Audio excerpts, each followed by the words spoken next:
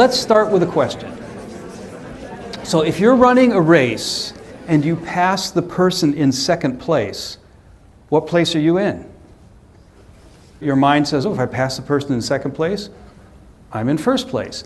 And that's a good cue up for talking about scientific thinking in Toyota Kata. That is, not to believe everything we think, but to test it, to test those things. And that gets at the scientific thinking idea.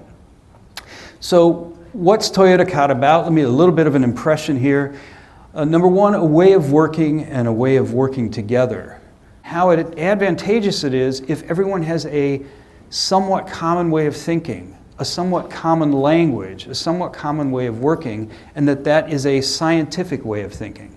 So we don't plop into a new team and start arguing about your idea versus my idea. Instead, we all know that ideas need to be tested, and we know how to test ideas, and we know how to test them quickly. And so we have a conversation about what's our next experiment, and how can we run that experiment really quickly. Number two, scientific thinking as an ingredient that makes some teams and organizations particularly effective. When the path is unclear, when the conditions are dynamic and changeable, when we just don't know, then just planning is not enough. So scientific thinking actually kind of a vital skill for the conditions we find ourselves in this early 21st century. And finally, what's Toyota Kata about? It's an aspect of your thinking, of your behavior, and even of group thinking and behavior, which would be organizational culture, that you can develop through practice. And I think this third one is still a little bit of a theory and a hypothesis. I think that's kind of the ground where we're at, and the Toyota Kata experimentation is kind of at. Can we change organizational culture, team culture, family culture, classroom culture? Can we, change is actually the wrong word. I like modify. Can we modify the culture? And if you read the Toyota Kata practice guide, that's a one-on-one book. That's you coaching me to change my skills, to change my mindset. Then the Toyota Kata culture book is one where we're like, okay, how would you do that to scale? But at that point, I think our knowledge is pretty thin on the ground. Experimentation potential. Just a quick review of the Toyota Kata research findings. Again, the book came out 10 years ago now. But from 2003 to 2009, we studied specifically Toyota's management approach. We basically went back and said, we know a lot about Toyota, but it doesn't seem to stick when we try it here. So here's what we found. There's all that visible stuff about Toyota, which is their astonishing results, which continue, which is what attracted us to Toyota in the first place. But also, as you know as well as anyone, all the lean tools and practices. Just a few examples here, the list could be much longer. Shop floor techniques, U-shaped cells, Heijunka, Kanban, Andon, and so forth. Gemba walks is a very popular subject. Team leaders, the whole problem-solving efforts, that kind of thing, practical problem-solving and so forth. All of these things, they're visible, and you can go there and you can see them and you can come home and try to implement them in your organization, which is what we tried to do many times. What we found, and this is really what Toyota Kata is about, is underneath that is something that's a little less visible. And it is, number one, there's a systematic scientific way of thinking and acting that they practice, that they train.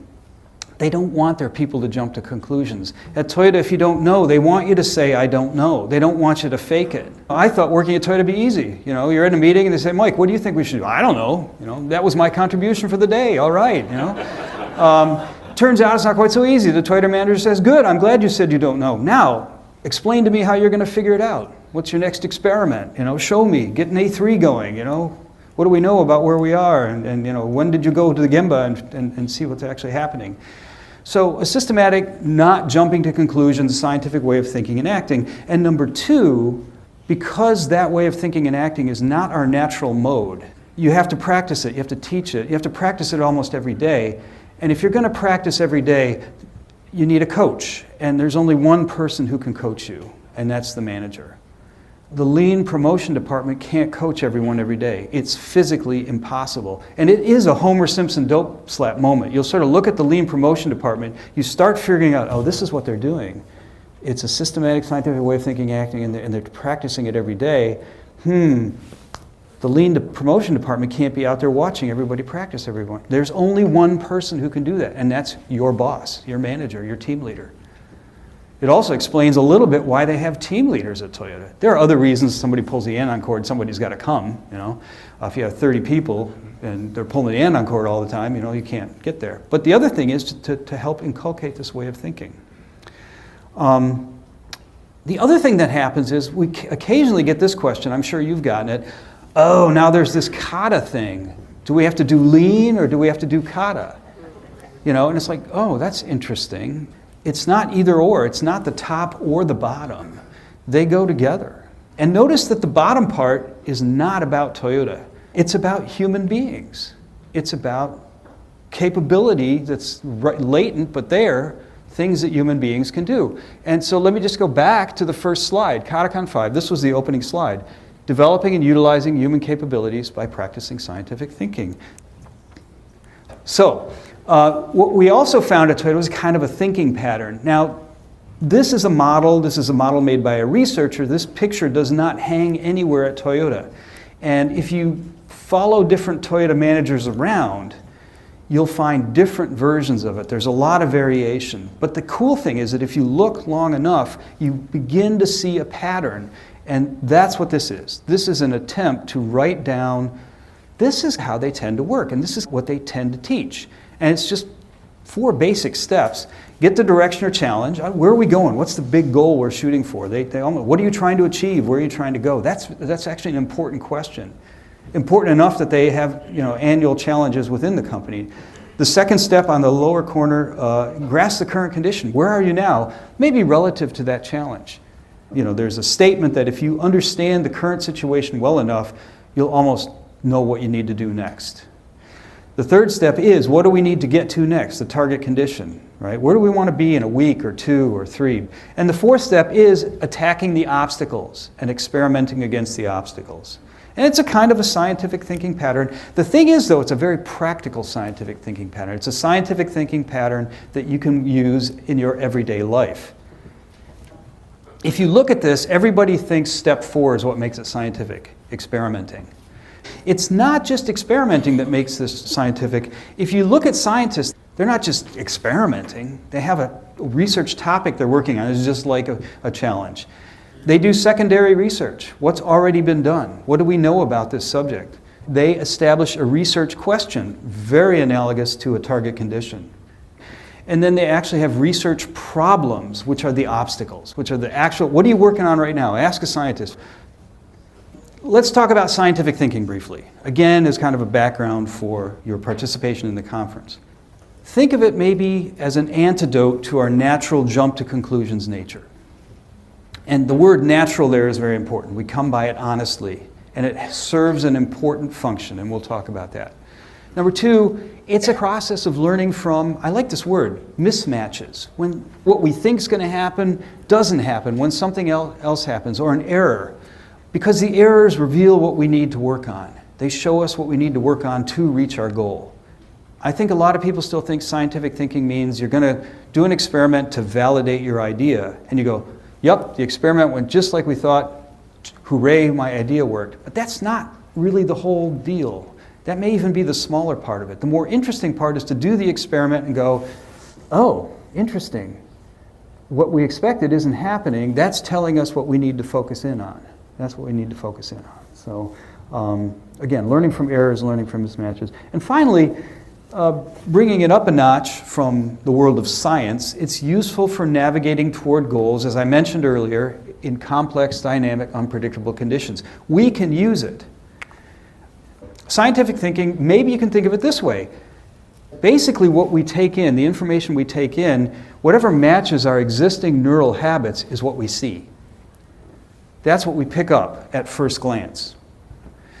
But if you practice scientific thinking and test things and keep digging and you get things wrong and you say, oh, that's interesting, and you adjust, you begin to dig deeper into objective facts or reality. Reality is out there.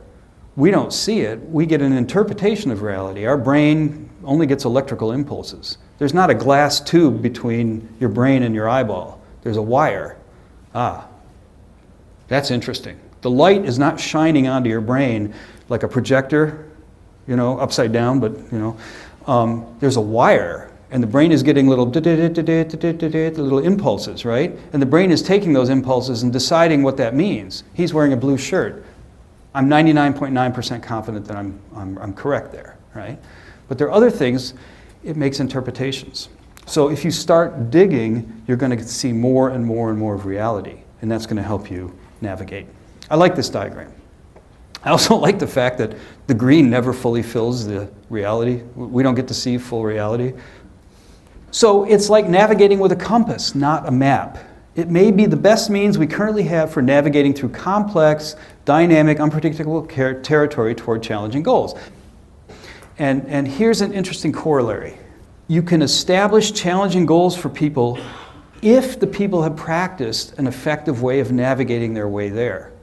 This is different than the empty empowerment we had in the 1990s where we said, you're a self-directed work team, go forth, right? And then that didn't work. We backed away from that pretty quickly. What Toyota is doing is teaching its people an effective way of navigating, a kind of a scientific thinking way of navigating, which means people are more able to handle bigger challenges. In other words, this may be teaching a form of scientific thinking may be a prerequisite for empowerment. It gets even more interesting. These days you can read articles about, with conditions as unpredictable and dynamic, and we need adaptation, we need innovation, we need to get more people involved. A few people in the organization can't make all the decisions. So if you need to distribute the power, the empowerment in the organization to get more adaptation, you want experiments happening over here. They're working on this little piece of our overall strategy. They're working on this little piece of our overall strategy, and they're working on this piece, and they're all working on different experiments and learning. We don't want them jumping to conclusions and going forth based on their beliefs. We want them to try things and adjust and beat the competition because we're adjusting, we're getting to our goal. Well, you have to teach them how to do that. So this really is about teaching your team leaders and your supervisors and your managers how to make their people work in a way that's adaptive, innovative, and so forth. So this is what we found at Toyota. They've got more entrepreneurial spark than other organizations that are that age. So it's a mature company that for some reason is able to maintain a little bit of entrepreneurial spark through what we're talking about at this conference. What do we mean by entrepreneurial spark? Not assuming that the current situation is permanent. People are able to welcome a challenge even though the answers are unknown. I'm not saying people at Toyota go, yay, wow, another challenge. We have no idea how we're going to get there. I love it. That's not Toyota. But people are a little more open to, okay, we've done this before. We don't know how we're going to get there. My boss can't tell me. One of the things we heard a lot in the early Toyota Kata research was if you set a challenge or even a target condition and you don't know how you're going to get there, people say, well, why don't you tell me how that's supposed to be possible? Why don't you tell me how we're going to do that? And we would try to answer that question, come up with ideas, right? And we realized the best answer for the manager is, I have no idea. All I know is how to work in order to get there. And if we already knew the answer, then somebody else would already be doing it, right? So my job here is not to tell you how to get to someplace we both don't know how we're going to get to. My job here is to train you in a way of thinking and acting that will allow us to get there as a team. We're back to culture again. Being okay with some uncertainty, able to move forward in the face of uncertain and ambiguous circumstances, not necessarily needing the answer to, well, I'm not going to do anything until you tell me how this is supposed to be possible, right? And viewing barriers more as obstacles. I love the word obstacles.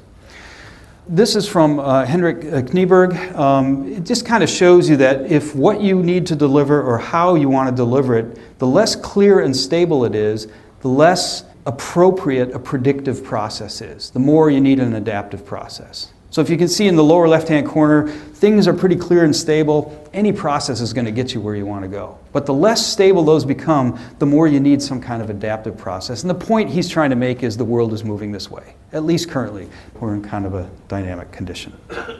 But the problem is our brain makes assumptions. And why don't we prove that?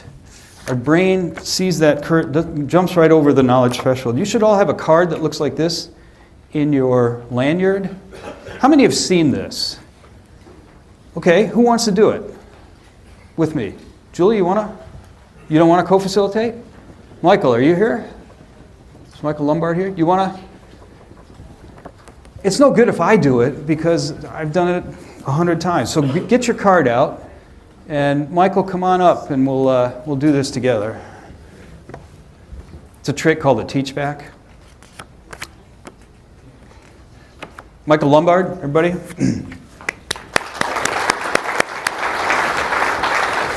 All right. What are they supposed to do with this card? Okay, I think you are supposed to hold it out like this with, I'm using this side first. With the dot on the left. With the dot on the left, Yep. the cross on the right. Yep. Hold it out like that. Uh-huh. And then start bringing it, close your right eye. Close your left eye. Close your left so eye. Dots on the left. Dots on the left. And you close your left eye. Close your left eye, pay attention to the cross on the right. No. No? Stare at the dot. Stare at the dot.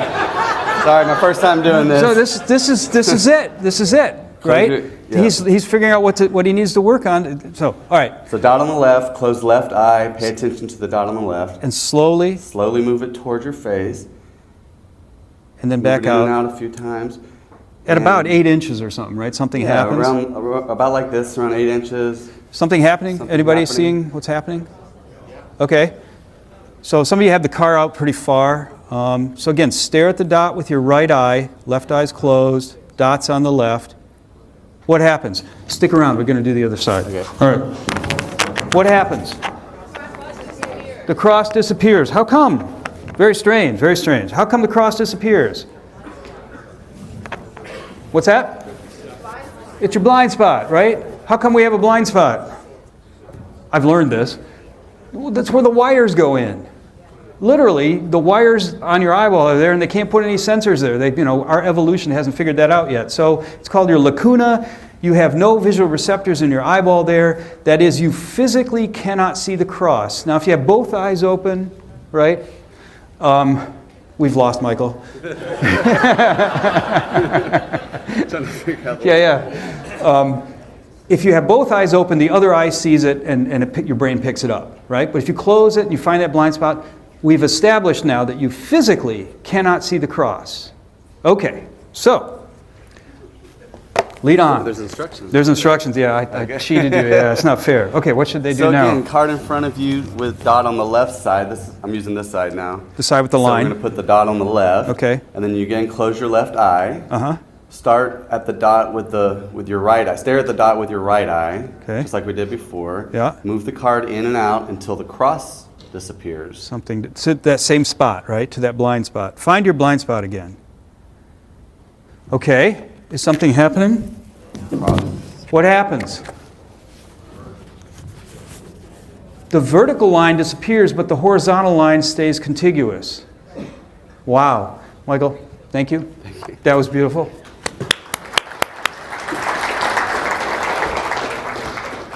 Did you notice that by doing it wrong, he learned how to do it? Right? And that Michael has seen me do this. How many times have you seen me do this, Michael? Too many times. Yeah, too many times. Wait a minute. So just telling people what to do, right? Practice, coach, everything. Okay. So the horizontal line continues, but yet we have proven that you physically can't see what's there. Ooh, that's weird. What's going on? What's going on? The brain is filling it in as a service. The brain, now look, none of us, maybe there's a brain scientist here. I'm not a brain scientist, so beware, okay? But we think what's happening is the brain sees the line on the left and the right of the hole, and the brain knows you got a hole there in the back of your eye. It says, I think that line continues. I'll fill that in for you. Don't you worry yourself. You go on driving your car or whatever. I'm going to fill in that line for you, right? So the brain is not showing us unfiltered reality. It's showing us an interpretation, a quick explanation of reality. Now that sounds kind of negative, right? Jumping to conclusions is actually a negative phrase. But look, I'm here to say, really important that we have this mechanism. There are neuroscientists who say, it's the reason we're still here. The prehistoric humans who said, gee, I wonder what that rustling in the bushes is. We didn't get those genes, And the ones who imagined all sorts of horrible things because of the rustling in the bushes and ran away, those are the genes we got. They jumped to conclusions. Thank you very much. Imagine trying to navigate traffic and your brain would say, that car might be coming into your lane, but don't worry. We got to get some more data. We got to test that some more. We got to be scientific about this. Don't jump to conclusions, you know. You're just not going to get to work that day, right? You're going to get to the hospital. So it's a better safe than sorry cognitive mechanism. I think it's beneficial when fast reaction is more valuable than deep understanding. And there are lots of situations like that. So I think on balance for our survival as humans, it's really good to have that mechanism.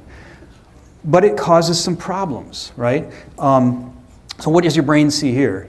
For a moment, your brain says she's floating. And then it takes you a while, you know, a little bit of experimentation to go, oh, okay, it's just a shadow from a flag, right? So your brain quickly, you can't turn it off. So an antidote to the dangerous side of our useful jumping to conclusions mechanism is scientific thinking. So I said earlier, it's knowing that any idea needs to be tested, right? But we can say a little bit more about scientific thinking. It's learning, I highlighted the word learning on purpose, it's learning to compare what you think will happen with what actually happens, and learning to adjust based on what you discover from the difference. You laughed when Michael struggled with the card, but that's exactly what's supposed to happen. That's the learning process. You make a prediction, reality happens, and if there's a difference, you learn from it. This is kind of a visual of that scientific thinking process moving toward your target condition. What you learn in one step may influence what you do in the next step. And you sort of iterate your way to your goal. Now, do it fast, right? These experiments, if you're doing one experiment every 2 weeks, you know, you're not going to beat the competition. You need to be doing experiments every day. Some take longer, you know, you can queue those up and then do them, but you need to be experimenting rapidly. Excuse me. So, interestingly, here's that Improvement Kata pattern. Here's where we generally make the plan. So we're back here at our current condition. We know where we want to go, so we make a plan for how to get there. What's fascinating about this, where that person with the binoculars is standing before they embark on their journey, that is the point of maximum uncertainty about how that trip will actually go. You will never be more uncertain than you are at that point, and that's where we make the plan. And this was hard to square with what we saw at Toyota, because Toyota plans like crazy. They won't let you go. Go again. Your plan isn't detailed enough. Look again. Make a plan. Make a more detailed plan. It was hard to square with scientific thinking, which says you can make a plan, but life ain't going to roll out that way, right? And what we learned was that they make a plan, but they use the plan as a prediction. And they use it as a yardstick. They say, this is how we think it's going to go. But then they adjust along the way based on what they learn. So the Improvement Kata is a different approach. You can see that threshold of knowledge moving forward as we experiment. It moves closer and closer. So that's our discussion about scientific thinking to prepare you for this conference. But there's another discussion. How do you acquire this way of thinking? We've been saying it's not our natural way of thinking. And kind of a corollary to that is, what should managers and supervisors do? We're talking about the business world. So if I want my team or my organization to acquire this way of thinking and this way of working, what do I need my managers and supervisors to do? The little guy at the bottom here, a model alone is not enough. Just showing someone how to use the blind spot card is not enough. You got to get them to do it. You got to give them some coaching feedback. We have lots of models. Design thinking, solution-focused practice, system thinking. Look, we're not hurting for scientific thinking models. There are tons of them out there. And the fact that we still don't really think scientifically in the broad population tells me that it's not just a model we need. How do you actually transition to what the model depicts? And that's the other side of the coin of what this conference is about. It's about a practical approach of scientific thinking and working, but it's also about how do you acquire that way of thinking through deliberate practice. So scientific thinking is not something we're born with. Little kids kind of explore like scientists, but we lose that the more we build up our neural library of experiences. We then see the world through those experiences. Like that green zone in that one slide that says you basically see whatever resonates with your existing pathways. So adults are bad at scientific thinking due to our many learned neural paths. That's the end of the conference, and we wish you a safe trip home. It's not quite that bad. We can change. So it's something you learn, and you learn it through practice. So here's an answer to the question, and this is what Toyota Kata is about. This is what this conference is about. Number one, a scientific thinking pattern, which is what we've been talking about, and combining that with techniques of deliberate practice. And Professor Anders Ericsson in Florida has probably been the name associated with the concept of deliberate practice. How many have been reading about deliberate practice? Fascinating topic. It's funny, in sports and music, deliberate practice is totally accepted. If you were going to learn a new instrument or a sport, you want to learn how to ride a BMX bike, you know you're going to have to practice. But somehow in the business world, you come in and they send you over to work with Bob or Mary, the supervisor, and you'll figure it out as you go. No deliberate practice. So Toyota Kata brings these two things together: scientific thinking pattern, a practical one, and techniques of deliberate practice. Let's talk about deliberate practice. What does it take to learn new skills and modify our thinking? You guys know this one. Fold your arms. And now, you know what's coming. Please fold your arms the other way. All right? And of course, the question is, how did it feel the second time compared to the first? Awkward, unnatural, strange, what was it? Uncomfortable. I had to think about how to do it. And I think that is kind of the point, right? You've seen this before. Here are some words from groups. Awkward, slow. Awkward comes up first, almost always. Unnatural, stiff, uncomfortable, difficult, feels wrong. Had to think about it. By the way, these are the same words that you get with any change effort. Anything you introduce new in your family, in your team, in your company, you're going to get the same exact words. So the same thing's happening. This is important for us to know. What's happening? Why does it feel so odd the second time? It's wired in. It's wired in, right? So our thinking patterns are in kind of a loop. You've practiced folding your arms one way for decades. Check out this diagram. It's sobering. Neuroscientists say every time you think or do something, you're more likely to do it that way again. So you think or do something, and that lays down a little track in your brain. You're recruiting some neurons to think more that way. If you do it again and again, it's recruiting more and more neurons. So the more neurons you recruit, the more you're likely to do it that way again. Your brain doesn't want to think about how to fold its arms because your cognitive capacity is limited, right? When you drive a car for the first time, where are you driving? Parking lot. Why? So you don't hit anybody because your brain is occupied. We think we've got this big cognitive capacity. We have very limited cognitive capacity. And if you're worried about where the brake pedal is and the mirror and the head check, don't forget to turn. Saying, oh yeah. You're done. You're not seeing what's going on outside the car. So, but after a while of this process, your brain puts those things into automatic behavior. So now you can concentrate on what's going on out on the road. Mark Rosenthal is in the back. You've got to watch his video about coaching. He says, yeah, the first time I started doing coaching kata, I'm standing there, right, Mark, with the 5-question card. All I can do is to read the 5 questions. Oh, there's a learner here? But after you practice those scientific thinking fundamentals and they get ingrained in your brain, you can throw the card away and you know the questions you have to ask. And you might ask them in a different way. You might ask them in a different order. But you know what information you're trying to get. So your brain doesn't want to think about folding its arms. It doesn't want to waste neural capacity on it. Imagine you're at a party, right? You stand there like this, and we're talking. Can we stop talking for a minute? I got to fold my arms the other way, Just not good, Could we stop driving, everybody? Because I got to look for where the brake pedal is, okay? 60 miles an hour, right? It's not going to work. So the second time feels different because anyone reading Kahneman's stuff, System 1, System 2 thinking, getting very popular. The brain is getting popular. It's fascinating stuff. It's the owner's manual we didn't come with. The brain favors those practiced neural pathways to conserve energy and for safety. That car may be coming to your lane. Move. Don't even think about it. So System 1 thinking, the brain throws a lot of stuff, the stuff that we repeat, the stuff that we do again and again and again, it throws that into habits. And Systems 2 thinking is slow and conscious. Anytime you learn something new, crossing your arms the other way is the picture on the right. It's like hacking your way through the jungle. You don't have very many neurons recruited for that activity. So here is advice from neuroscience on changing or modifying or transforming your culture. Don't fight existing neural highways. You cannot win that game. They are so strong. You can tell people all day what Toyota does. You can tell people all day how to use a blind spot card, whatever. Just explaining a different way doesn't work. The learners will almost always stick with or revert back to their established habits. It has nothing to do with being hostile. It's those established, strong neural habits, they're always going to win. What the neuroscientists say, don't bother fighting those, explaining different ways, develop new ones.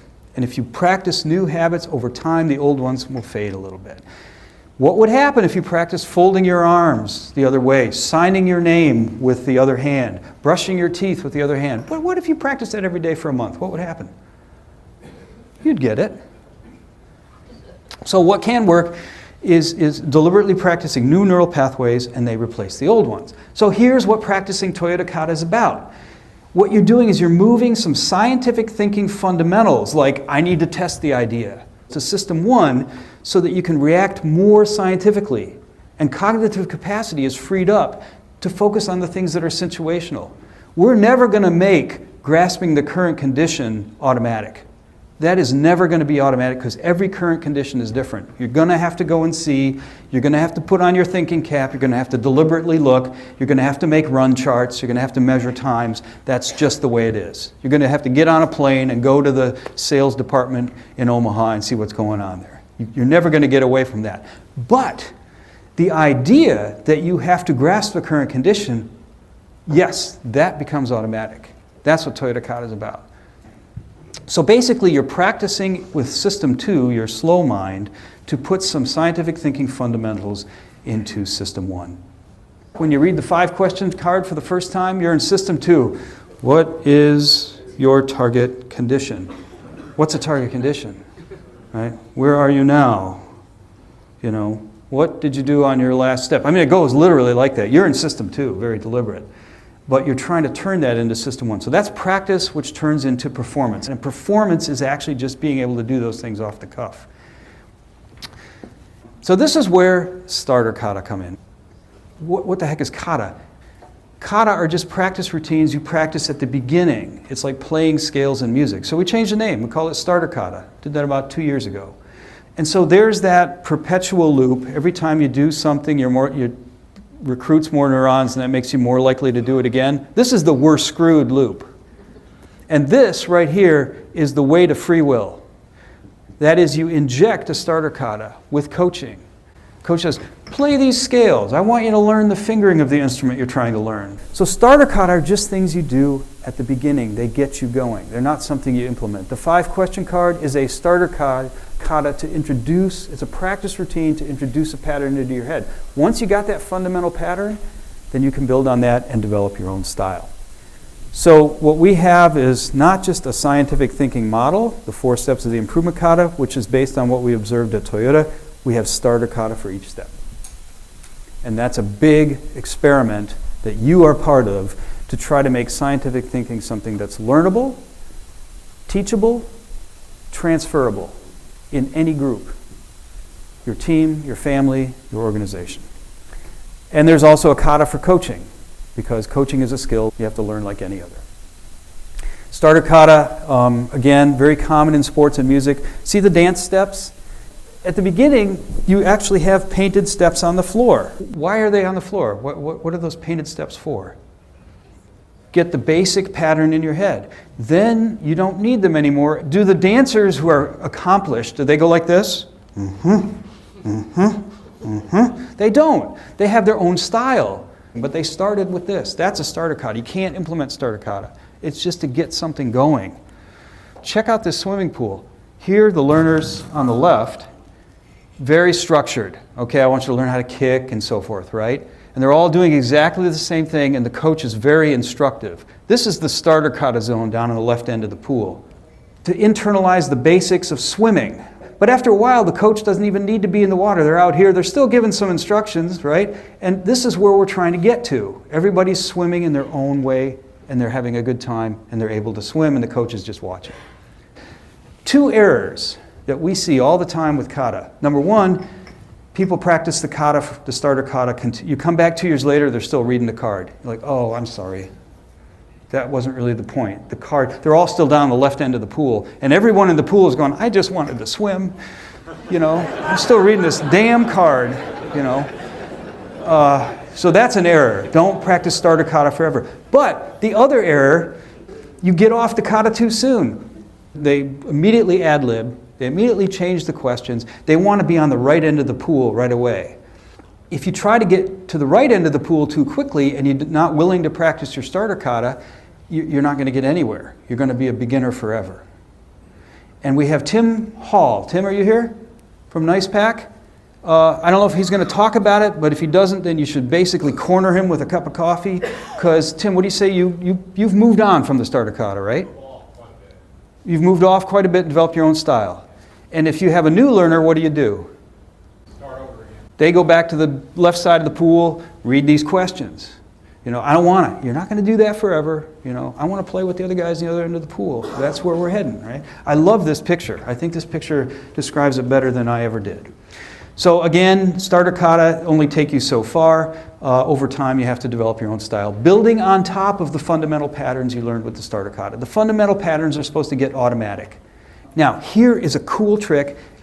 Starter kata are especially useful when you want to create a shared culture, because everybody starts with the same basics.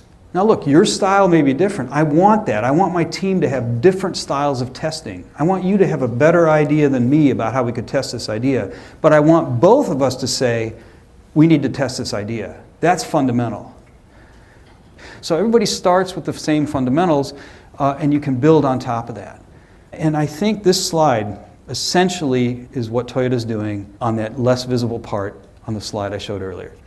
And they don't even use starter kata because they have the team leaders and the managers who have the pattern in their head. So they're able to have quite a bit of variety. But if you don't have that, starter kata are helpful. One thing, of course, we talked about this, I'll skip over it. It needs to be daily practice. Don't fool yourself if you're practicing something every now and then and the rest of the time it's business as usual. The neuroscientist would basically look at you and say, you're practicing business as usual. Whatever you practice daily is what you're creating. That's your habit, that's your culture. Early practice does require a coach, as I've said a couple times now, so I don't need to dwell on this. Otherwise, you're going to practice your existing habits. They're much more powerful. So you need the coach to say, hold on, you're doing it wrong. Let me show you a different way to do that. It's very normal, and then you can go on to be a master.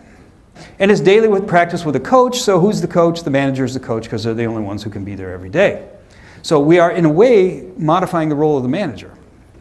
So here's a Homer Simpson dope slap moment. You know those ways of the second time folding your arms felt?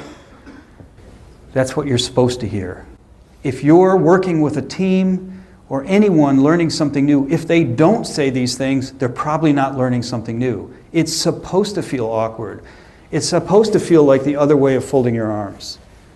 If you're not getting pushback, if you're not getting people saying, I don't want to read this card, this feels weird, awkward, I have to think about it, it's slowing me down, just let me go back to the way I did it before, I'll get the results you want. If you're not getting that pushback, then you ain't practicing something new. And I find that interesting, because as a coach, I always stood in front of people, and when they were saying these things, it's like, oh, I'm doing something wrong. No, you're doing something right. And you can tell them that. Say, hey, that's how it's supposed to feel. It feels weird. You're on the right path. So, Toyota Kata combines two things, a practical scientific improvement pattern, we call it the Improvement Kata, and with techniques of deliberate practice to make scientific thinking a skill that can be learned by anyone. Here's a question I got recently, and I think it's good to conclude. Someone literally asked me, said, Mike, will implementing Toyota Kata improve our profit? And that's kind of where we've been in the lean world. We're going to implement these things and it's going to improve our profit. And the answer is no, not directly. Toyota Kata is a way of developing scientific thinking skills that will make you better at moving toward whatever your goal is. But just implementing Toyota Kata, you can't implement it, it's practice, is not going to improve your profit. If you want to improve profit, it'll make you better at pursuing that. So, knowing isn't the same as doing. Benchmarking other companies is not enough to make change happen. Just showing someone how to do something isn't enough. Scientific thinking is a great way to navigate, but it's not our default mode. Skills, habits, and mindset are wired in our brain. You can practice starter kata with some coaching to help wire your brain for scientific thinking. That's what we're about. And the last bullet here, which is a little bit the experimenting ground right now, you can also modify an organization's culture this way with the managers as the coaches, and we think that's kind of what Toyota's doing. So thank you.